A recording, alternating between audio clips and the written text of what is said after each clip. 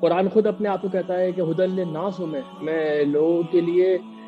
تمام لوگوں کے لیے، خاص اور عام ہر کسی کے لیے ہدایت ہوں،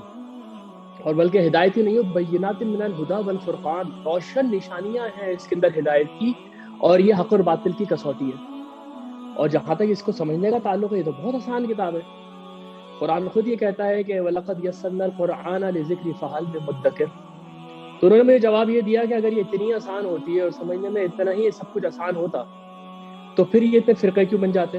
پھر اتنی ڈفرینٹ تفسیریں کیوں ہوتی، پھر اتنی مختلف انٹرپریٹیشنز کی اس کی کیوں ہوتی؟ تو اس کے جواب میں نے ان کو قرآن سے ہی ایک آیت سنائی، اور یہ جو فرقے ہو جانا ہے امتوں کا، یہ قرآن کا ایک ریگولر ٹاپک ہے۔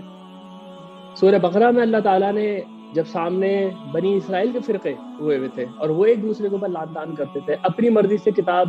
کی انٹرپریٹیشن کرتے تھے، تو اس وقت مسلمان جو نئے نئے تھے وہ اسی طرح کنفیوز ہوتے تھے، جس طرح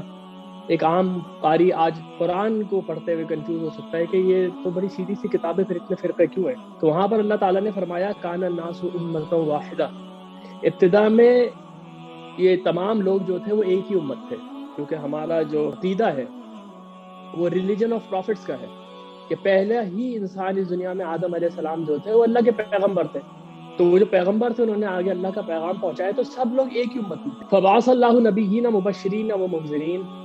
تو اللہ تعالیٰ نے ان کو پھر اس حال پہ چھوڑا نہیں کہ وہ اختلاف کریں، بلکہ اللہ تعالیٰ نے ان میں پیغمبر اتارے جو آتے تھے، خوشخبری سناتے تھے، جو لوگ بات کو مان جایا کرتے تھے، اور وارننگ دیتے تھے ان لوگوں کو جو کہ مقابلے میں کھڑے ہو جاتے تھے۔ وَأَنزَلَ مَعَهُمُ الْكِتَابَ بِالْحَقِّ لِيَحْكُمَ بَيْنَ النَّاسِ فِيمَا اخْتَلَفُوا فِيهِ، اور صرف پیغمبر ہی نہیں بھیجے اللہ نے ایک دوسرا کام بھی کیا کہ ان کے ساتھ کتاب اتاری، اللہ تعالیٰ نے ان کے ساتھ کتاب اتاری حق کے ساتھ، تاکہ جس کے اندر یہ لوگ اختلاف کر رہے ہیں وَمَا اخْتَلَفَ فِيهِ إِلَّا الَّذِينَ أُوتُوهُ، یہ غور سے سنیے گا،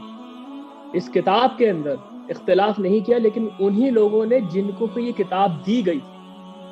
انہوں نے ہی اس کے اندر اختلاف کیا۔ من بعد ما جاءتهم البینات، اس کے بعد کہ یہ جو بات تھی بالکل روشن بینات کی طرح ان کے سامنے تھی، پھر بھی انہوں نے اختلاف کیا، کیوں؟ بغیم بینہم، وہ ایک دوسرے کے اوپر زیادتی کرنا چاہتے تھے، ایک فرقہ دوسرے فرقے کے اوپر اپنا حق جتانا چاہتا تھا، وہ اپنے آپ کو بلند کرنا چاہتا تھا، اس لیے اس نے کتاب کے ٹکڑے ٹکڑے کر دیے۔ یہ بات سمجھنے کے بعد کوئی بھی آدمی انڈرسٹینڈ کر سکتا ہے کہ اس وقت قرآن کے اتنے سارے مختلف ترجمے لوگ کیوں کرتے ہیں۔